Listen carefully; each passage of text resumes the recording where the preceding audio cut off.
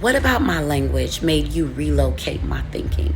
What about my observations, analysis, word choices made your mind move my intellect away from me and toward a tool? And when you say genius, to whose genius are you referring? The genius of the tool?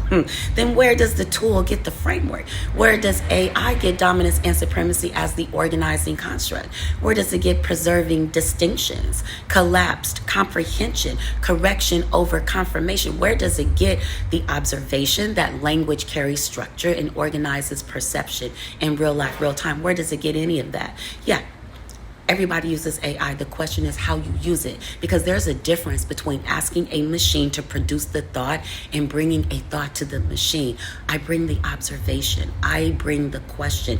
I bring the contradiction. I bring the framework and the original logic. Then I challenge what comes back. Does it hold? Where does it collapse? What distinction am I missing? What am I assuming? What requires correction? I reject. What doesn't hold? I correct the tool. I keep what survives the pressure test. So how does AI give me this logic when I'm the one bringing the logic to AI? I use it to support research. I ask for scholarship across archaeology, anthropology, biology, genetics, history, linguistics, astrophysics, whatever field the observation requires. That is a stride in access to scholarship.